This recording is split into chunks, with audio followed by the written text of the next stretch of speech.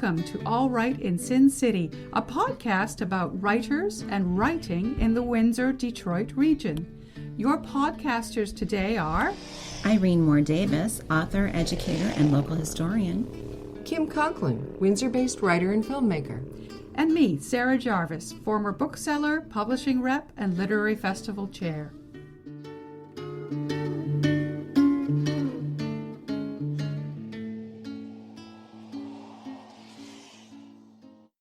This recording takes place live at Biblioasis bookshop in Windsor.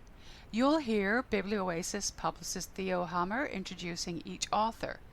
First up is Vancouver-born and Toronto-based Stan Rogal reading from Investigation into the Death of Roberto Bolaño. And then you'll hear Windsor-born and now Toronto-based author Michael Januska reading from Prospect Avenue. After the readings, there's an insightful Q&A moderated by Theo. A big thank you to Biblioasis for allowing us to record at the bookshop. Quite a prolific writer. He's the author of 12 collections of poetry, 7 short story collections, and 5 novels, of which we have 3 for sale here tonight, and he will be signing after. Tonight he's going to read to us from his latest, The Investigation into the Death of Roberto Bolaño. So without further ado. Thanks.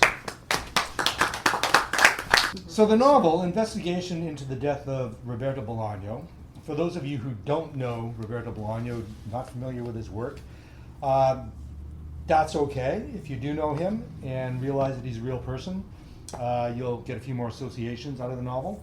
If you don't know him, I'm treating him as a fictional character. So anything you need to know, if you decide to buy the book, is in the novel. And you can always go to Google later, because Google knows everything, and check it out. There's also a bit of a biography in here. The funny thing about Bolaño, or maybe it's not funny for you, but it was funny for me, he created a lot of factual information about himself that wasn't actually factual, created a lot of different identities for himself within the books that he wrote. A lot of it was sort of autobiographical, but fictional, because he would create these fictional characters. So I was trying to use that in this book. He wrote a lot about detectives, a lot about redheads, a lot about hunchbacks. So that's in this book. He liked American film, so that's in this book. So yes, it's a mystery night. There is a detective in this novel, and there's also a bit of Hollywood going on, because within this small novel, there is the Hollywood version of the story in the novel, which also gets talked about in the book. So it's on, kind of, not to make it sound too pretentious or anything like that, but there's a few levels that are going on that I was trying to play with in the spirit of Roberto Bolaño. What it says about this book is that it's a film noirish type novel, and Roberto Bolaño, in his real life, in quotes, as we like to say, was born in Chile. He was a poet. He was fed up with the Chilean politics, fed up with the literature in Chile, and decided that the best thing to do was to leave. So at the age of 23, he moved to Spain. And when he was in Spain, he began writing fiction. He was more of a poet before then. Started writing fiction, started winning some awards, and he became famous in Spain. So my book takes, and he was suffering from a liver disease, and he needed a transplant. And before he was able to get the transplant, he died at age 50. And his book, The Savage Detectives, his most, I guess, famous novel and won all the major prizes, would have been 20 years old last year. So this is like the 21st anniversary of Savage Detectives. And that's talked about a bit in this book as well. So Chile, he kind of went, fuck you, I'm out of here. So what I've done now is that Chile has decided, now that he's dead, we're going to make him a national hero. We're going to celebrate his life, celebrate his work, name a street after him, put his image on a stamp, whatever. But they get an anonymous tip that, in fact, Roberto Bolaño may not be dead. And their concern is that he may just show up and piss on their parade. So they go to the local authorities and say, look, go out there and make sure this guy is dead. And they put it that way, so it's like kind of open to interpretation, right? Make sure he's dead. So what we have now is the detective who really doesn't want this project because he figures it's a waste of time, but has to take it because he's been told to. And he's in his office and he's kind of looking at the material in front of him. And I'll read part of that here. Oh, I should also, because we live in a sensitive age, here's the warning. Contains strong language, scenes of an explicit nature, gratuitous sex and violence, full frontal nudity, cigarette and drug use, poetry, very scary, and a smart-ass talking mouse. Promises. A smart-ass talking mouse. We might get into mouse. You never know. Okay. So here's the detective sitting at his desk. There are dog-eared copies of books reportedly written by the subject piled in an uneven column at one end of the desk. The detective himself, it should be reported, is an imposingly rotund, somewhat grotesque, barrel-chested man, possibly an athlete's physique when younger, long since gone to pot, with an enormous pockmarked nose, ruddy complexion, thin lips, and baggy eyes. How old is he? Old enough. Old enough to know this entire case is a sham and a colossal waste of police time and taxpayers' money, and is pissing him off mightily. Fine. He's already voiced his personal opinions several times over on the matter, and it's fallen on deaf ears. Nothing more to be done along those lines. That particular ship has sailed, and bon voyage. Fine, whatever. He's been given the task, so he might as well put his shoulder to the wheel and get down to it. Begin at the beginning, he says in a strained sigh. He rustles a sheet of paper from a pile and holds it in front of his face. He reads to himself in a low whisper. Bolaño died in Blanes, Spain. Blanes, he repeats. Blanes. He stretches his lips in order to exaggerate the place name and goes on to wax poetic about it, using a description, in all likelihood, lifted from a travel ad he'd seen somewhere in the distant past. Gateway to the Costa Brava, home to fireworks displays and botanical gardens. Christ, he thinks, it should have ended there. He should have ended there. What the fuck is he doing here in Santiago, home to slums, earthquakes, smog, air and water pollution, spread out like a fucking paper cadaver on the top of a desk? He lights a cigarette from the still-burning butt retrieved from the lumpy green clay pottery ashtray, obviously, likely, made by a child in a primary school art class. Possibly, probably, the detective's own child, one imagines, in earlier, younger years. Inhales, tilts his head, exhales. Yes, it's still a time and place when a person can smoke inside a building and not be chastised as a social pariah or shot as an eco-terrorist. Like straight out of a movie. One of those movies, you know, faded, flickery, grainy, what is now idealized and revered as film noir. And the smoke rises and hangs sluggish in the thick, unmoving air and drifts blue-gray within the harsh glow of the ceiling's fixtures, double row of fluorescent tubes. Ruptures in the ceiling plaster guide the eyes horizontally, then vertically downward at the joint. Grimy, water-damaged wallpaper lifts and peels, paint cracks, cobwebs cling to corners. There's a not thin layer of greasy dust on everything. The idle blades of a ceiling fan are stained yellow and insect-encrusted. The sum total of decay and decrepitude creates a certain atmosphere of bygone theatricality. Words spring to mind. Words such as dame, gat, gans, Roscoe, clip joint, screw, gunsel, button man. Or phrases such as, I jammed the Roscoe in the twist button and said, shut your yaps, sweetheart, or I squirt lead. Or the flim flammer jumped in the flivver and faded. Very romantic if that's your bag. Otherwise, the place is a first-class dump. Who said that, he ponders, for no particular good reason except maybe procrastination. Who said, what a dump? Besides Liz Taylor and Who's Afraid of Virginia Woolf, one moving, referencing another elbow to elbow until fiction becomes uncomfortably close to fact. He gives his forehead a rub, reshifts his attention to the sheet of paper in his hand, and continues to mutter words that he lifts from the page. Roberto Bolaño was born in Santiago, Chile in 1953. Right, he goes. Ha! He grew up in Chile, Los Angeles in the Biobío region, Valparaiso on the coast, Viña del Mar, Santiago, and Mexico City. He is the author of the novel The Savage Detectives, which received the Premio Heralde and the Romulo Gallegos Prize, and 2,666, which won the National Book Critics Circle Award. He died at age 50. The detective rolls his shoulders, groans, mumbles to himself, as if, he goes, what a crock. The prizes are bogus. No one's ever heard of them. As for the Savage Detectives, it wasn't even about detectives, so far as I recall. What was it about? It's been years since I flipped through the bastard. No fucking clue. Not detectives, that's for damn sure. Not a detective story like I'd ever read before or since. No how, no way. And I've read more than my share, buddy boy. So, meanwhile, the city workers are on strike. And so there are mice and rats infiltrating the city. Mice are overrunning the police station, and our detective is treating one of them as a pet, and he calls it El Topo. And El Topo means the mole. Yeah. And a mole in the police station, right? And it's also a movie by Alejandro Jodorowsky. Anyway, yeah, and the film was from 1970. It was described as a Mexican acid surreal Western movie, and it's pretty crazy.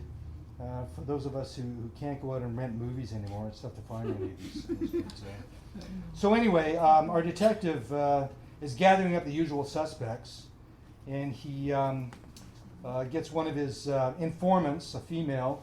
She's a prostitute and a drug user, but also an informant on his side. So he gets her into his office to ask her a few questions about Bolaño, even though he knows, she won't be able to tell him anything. But it's just part of the roundup. So there are people waiting outside to come in and be interrogated. And I thought I'd just read a little bit about her because she comes up later on in the book as a ghost.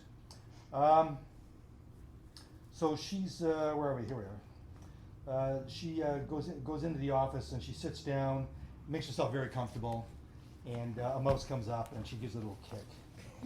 Ames Gray, House May, she tells it. The detective perches on the edge of his desk next to her and leans his face close to hers. Comfortable, he says, less as a question than to get her attention. So, she grins and pops her gum. What's up, Doc, she says. You ever hear of a guy, a writer-poet type named Roberto Bolaño? She cocks her head and pokes her chin with a file. A poet? She's suitably incredulous.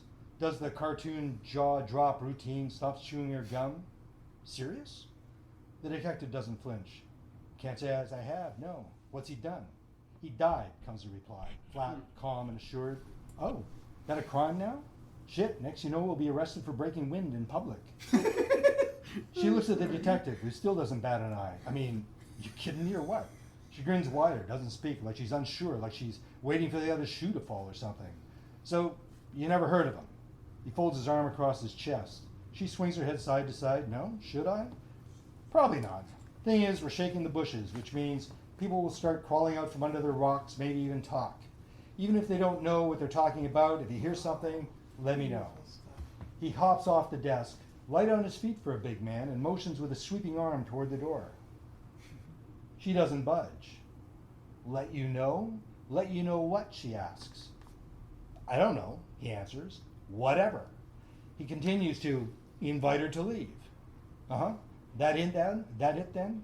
Her face puckers into a question mark, a very confused question mark. You're not going to put the squeeze on me, knock me around a bit, drag me out in cuffs? He looks at her like, this isn't that kind of situation. He wants to tell her it's no situation. To his mind, honestly, it's a total waste of time and energy, a wild fucking goose chase. But, listen, you got to do something. I can't just walk out of here. What do people think? Certain people, if you get my drift. I got my reputation to think of, my cred. He nods. Oh, yeah, right, your cred.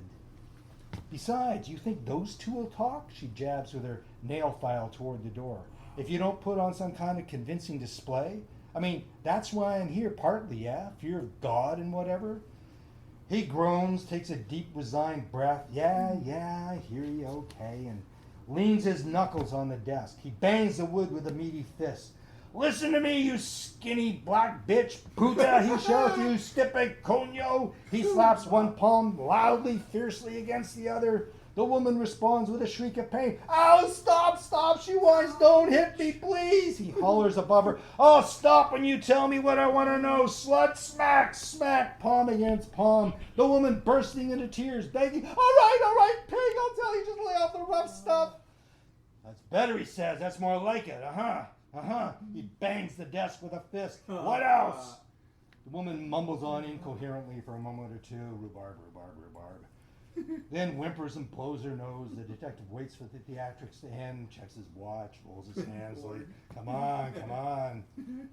Done. He grabs her by the arm and shoves her roughly out the door. She performs a very convincing stumble and falls to her knees, covers her cheek with a hand, gives the pair sitting outside a rather histrionic double take, scrambles to her feet and flees the scene as if in fear for her life.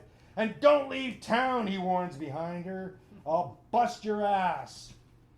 He looms over the seated man and woman who are visibly shaken. He has a reputation as a no-nonsense, take-no-prisoners, mean and vicious hombre. Okay, he grits his teeth. Which one of you worthless pieces of trash is next? The two lock eye to eye. After you. No. After you. Yeah, thank you. So you may know Riverside Drive, Maiden Lane, and Prospect Avenue. And the fourth one is coming out in April, is that right? Fingers crossed. Yeah, working on it, yeah. Okay.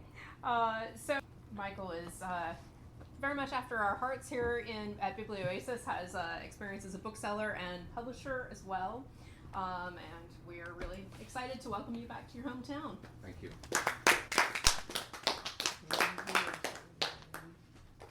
This Prospect Avenue is the third book in the series Border City Blues. And every book in the series has had its own sort of flavor, even though it's had more or less the same characters, protagonists, supporting cast. And I say cast because it moves a lot like a film series or a television series. It's very much written with dialogue in mind and screen in mind, and very cinematic, and that's kind of how I imagine things and how I work. Prospect Avenue, this one, has vaudeville in it. It has original songs, thank you.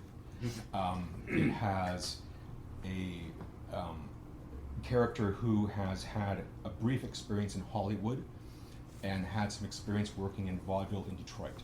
And she's come to Windsor, and she's working with my protagonist, Jack McCloskey, who is he's diversifying his interests. He's a bootlegger.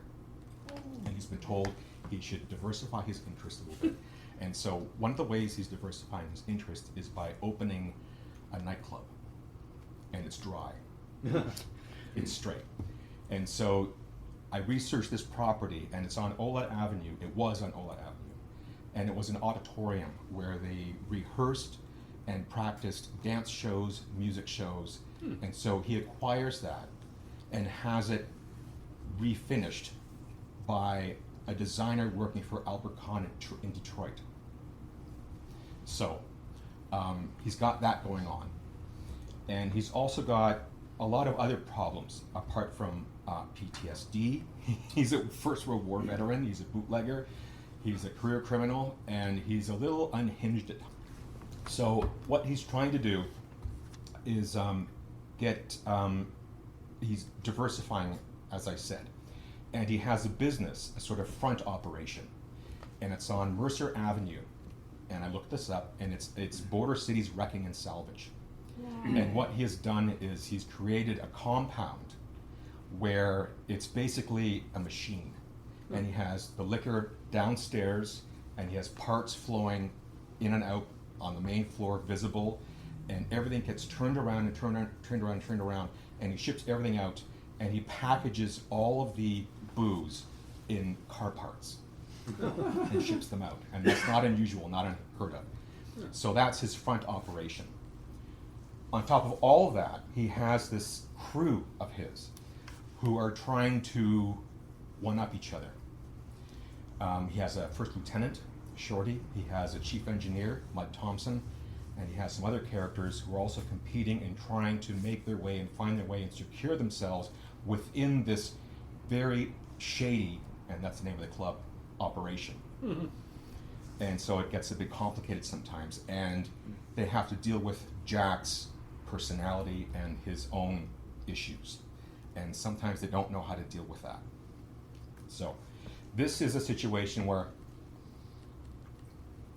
what's happening is, actually, I don't have to explain anything else. I'll just launch into it, and then if you have questions, I can answer questions.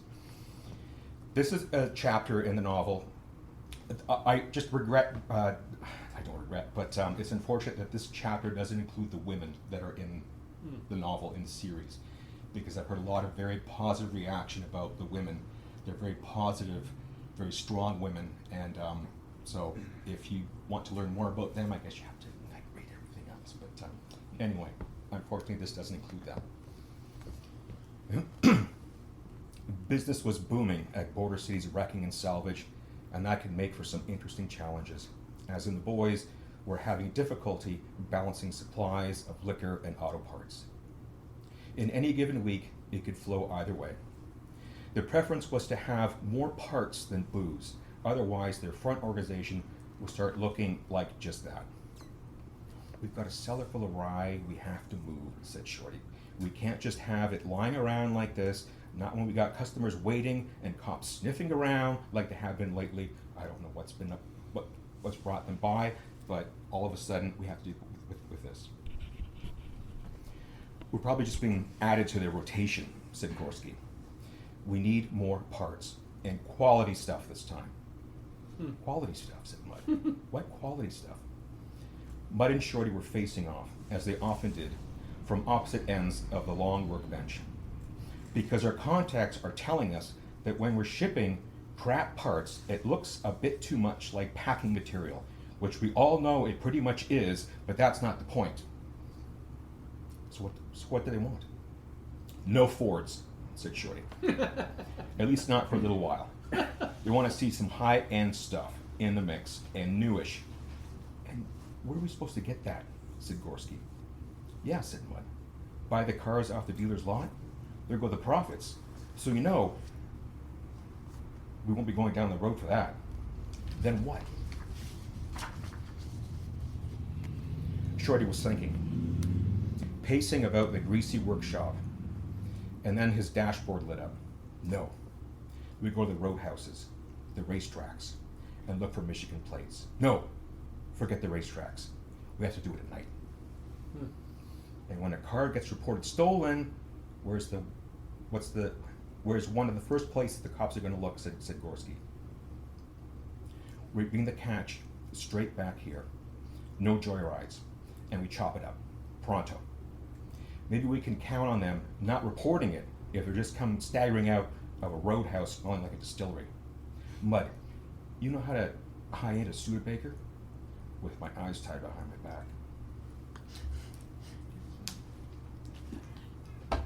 It was no secret that the majority of auto thefts were perpetrated by Detroit area auto workers.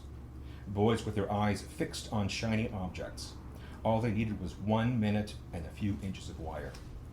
Almost none were stolen for keeps. Many were resold. The rest, well, joyrides and chop shops. All right, said Shorty. We'll leave here at 10.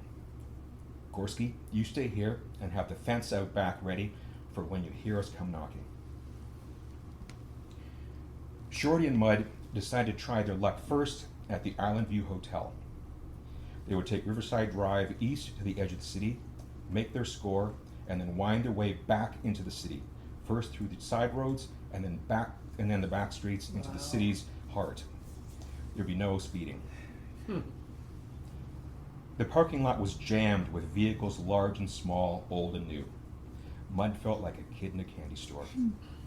They didn't see any Studebakers, but they did spot a sweet-looking Packard with Michigan plates parked near the drive.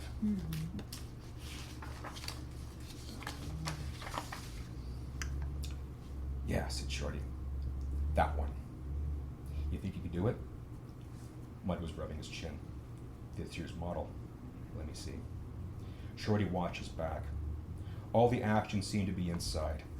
No one out for some fresh air, no kissing parties going on, and no security detail. That might change after tonight, thought Shorty. It took a minute, but as soon as Mud got the engine going, he didn't hesitate. Settling in and motoring it as smoothly and quietly as he could out of the space, Shorty approached. Mud gave him the thumbs up, and the former jumped back in his own vehicle and followed Mud out of the lot and onto the drive. Mud then geared up, lit a cigarette. I'm sorry I have to do this. He's talking to the car. He's being responsible, and he's very sensitive to what he's about to do. It was dawn. McCloskey had been out all night but wanted to check in on things before cruising back to his apartment and sleeping the morning away. What the? We scored some parts, said Shorty, smiling. The kind of stuff the clients have been asking for. He and Gorski were standing there in their dirty shirt sleeves, each with a wrench in hand, sweat streaming down their grease-smudged faces. Mud Thompson was the only one of them who had his own pair of overalls and looked, as always, like he was trying to keep his cool. The parts were strewn about the floor and hanging from the rafters on hooks. Auto carnage. A butcher's shop cutting up rubber, glass, lead, and steel. What was it? Said McCloskey. A Packard. Yes. Smiled Shorty. Where'd you get it? The parking lot at the Island View. You stole a brand new car? McCloskey was examining the parts like a meat inspector, wondering why he had a bad feeling about this. This can't be all of it. Where's the rest? The less easily identifiable parts are hidden in the yard, said Shorty. And the panels, bumpers, the exterior parts are in the cellar. Are the crates ready? Ready, said Shorty. How many? 6, maybe 7, depending. All right, said McCloskey. Let's get that ride out the door and all these parts you can fit in the crates. Hang on. A few hours later, McCloskey came storming back into the shop. He unfolded the newspaper he had in his hand and, flipping to the third page, said, "Did you guys say you got that car at the Island View?" "Yeah," said Mud. "Do you know who it belonged to?" asked McCloskey, looking at it from the newspaper. "No, who?" said Shorty. "A Packard executive's son." McCloskey was searching the column. "Here, it says right here." The boys were trying to digest all of this. It was already causing Shorty some pain.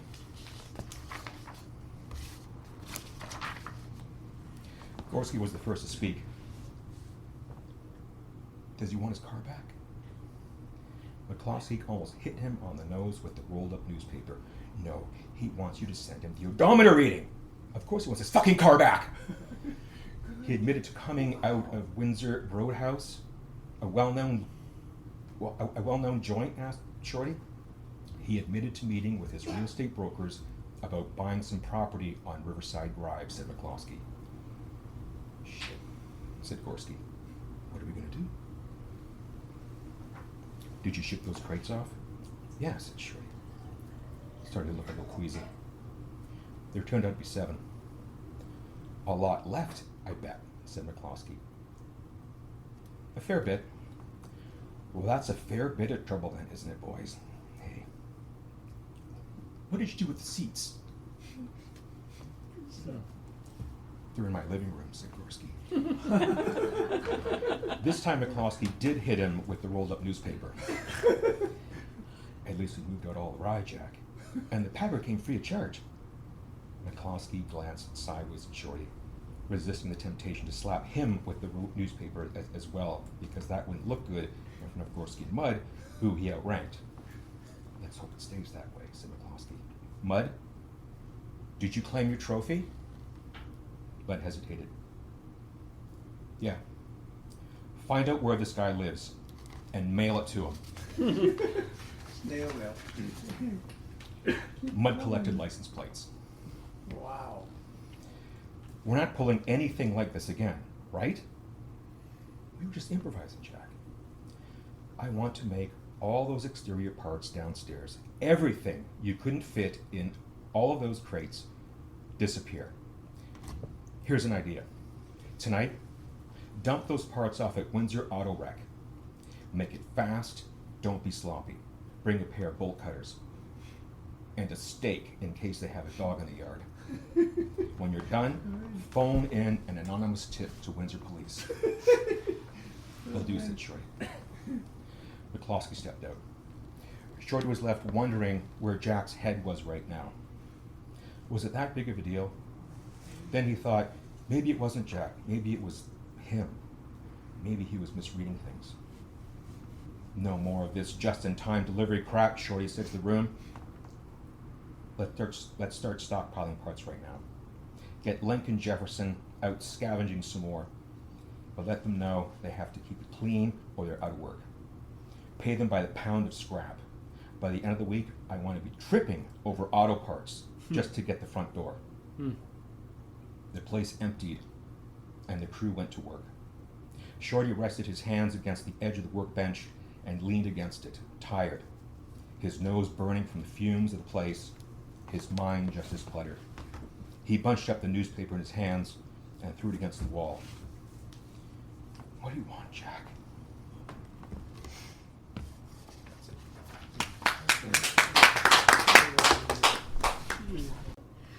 I have a question for both of you as writers of books that feature detectives, feature crime and detection.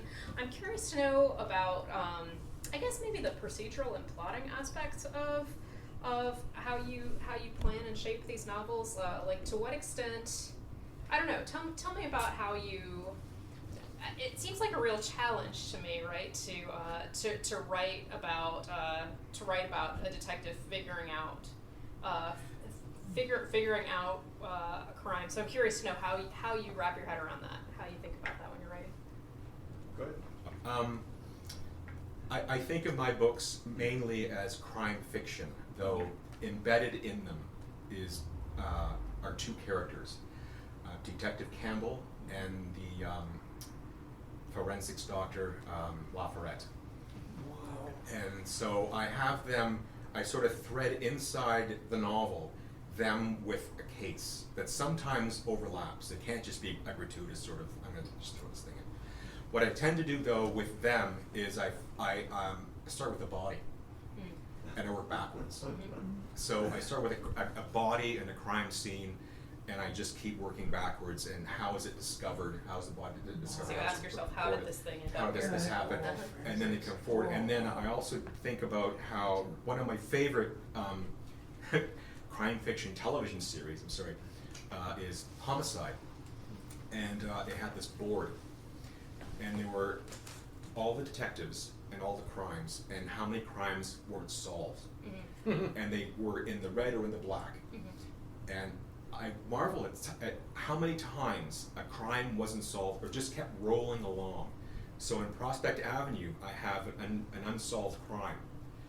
And I thought, I'm going to leave it like that. And I'm going to keep it rolling along, and they're going to figure it out because they're going to have other files at the same time that they're working on. And that's I think that's more realistic as far as actual day-to-day crime detection and detective work goes.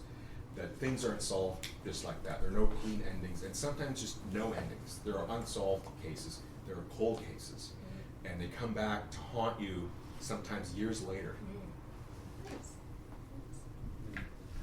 Yeah, I think that's interesting. I think that really in crime, because it's been over the years. I mean, you watch so many, you read so many, whatever. But the main thing is delaying the end.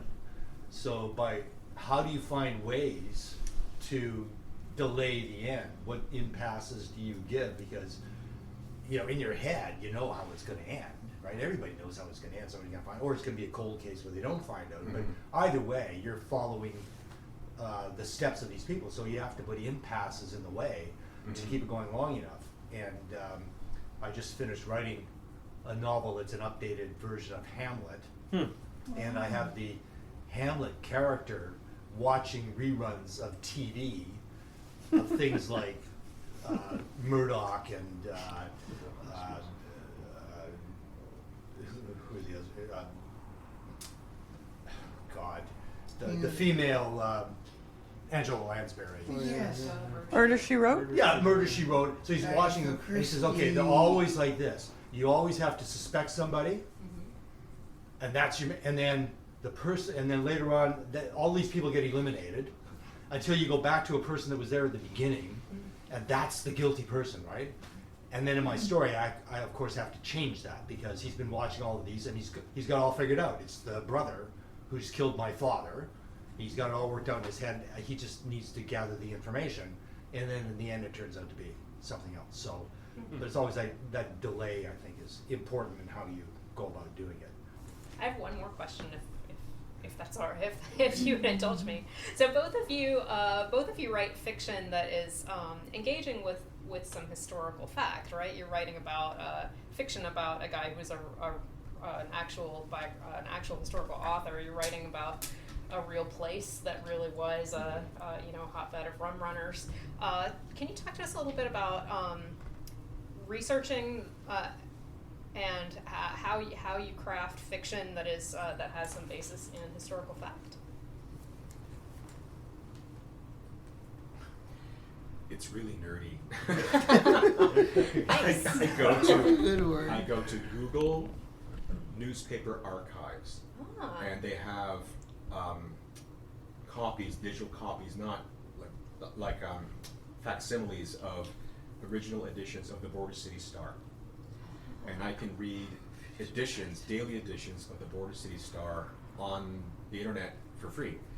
And I go to the front page, but I also go to, and I mentioned this in, I think, the passage I read, it was called The Third Page. The third page. And there was a crime column there. And all of the court proceedings, arrests, crimes and misdemeanors were all listed there.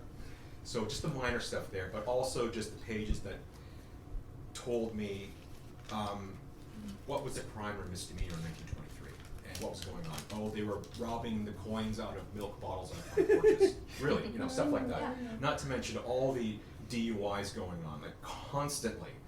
And the big projects, the big smuggling projects going on. So I would just come up with a storyline and then hang it on actual events to make sure that it had a realistic feel and that it didn't sound like I was just riding along on some imaginary, journey of my own. I always try to work in real names and politicians, police officers, where people lived, and I obsess over, I have to know where every character lived, what their apartment looked like, what their house looked like, and I look at fire insurance maps. And I have to know, was it a two-story house, was it brick, was it wood panel? And even though it might not all make it into the story, into the book, in order to create them in my mind, I have to know everything about them, even like where they went to school, what their names were, what their kids were, if they had kids, and I have to know all that stuff. And then I feel comfortable myself, because I'm just this weirdo, writing about them and creating them. And I think it's kind of a respect for people in this community and just making it as realistic as possible and bringing absolutely every flavor it possibly can to it. How does that mesh with your experience? Yeah, mine's more fictional, metafictional, whatever, because I started with that key idea. Well, I started with the key idea that Bolaño was a real person, but I think, as I said, he was himself a kind of chameleon, and created false information about himself. So it kind of left it open for me to take what I wanted and use what I want. So yeah, I had to go and look about information about Santiago and Valparaiso to see what those towns are like, so that I can put that in the book. But when it came to the actual characters, I could pretty much do what I want. And the fact that he was involved with or enjoyed watching American movies, a lot of the allusions in the book are to pieces of fiction. So you know, the movie El Topo, and there's a great reference when he starts talking to the mouse, who takes on a Ralph Meeker character. And they talk about a movie that Ralph Meeker was in. And the Ralph Meeker movie is, if you've never seen it, is just the craziest. They want to do a science fiction, film noir, fantasy, whatever. They wanted everything all in this one movie. And so the mouse talks about it. So it's good that I can take characters that are not real and give them information that is also, you know, it's just Hollywood bullshit, but it becomes real. And I think in a lot of my writing, I do a lot of references to pop culture that lines like, play it again, Sam. It wasn't said in the movie. He said, play it again. Are you feeling lucky, punk? He says, how are you, punk? Whatever. Are you feeling lucky? But over the years, it all gets put together until this becomes the reality. Sure. So I like stuff like that. So I like doing that in my writing, creating reality where in fact it's not real at all. Yeah. But things like, you know, if people said to me, that's not San Diego, I'd be in trouble. So you do have to, you know, when it's a real place, you have to do something real about that. Thank you so much for coming out. Thanks for joining us. Look for more episodes of All Right in Sin City wherever you listen to podcasts, or check out our website, allrightinsincity.com. For information and announcements of new podcasts, sign up to our email list or follow us on Facebook and Twitter.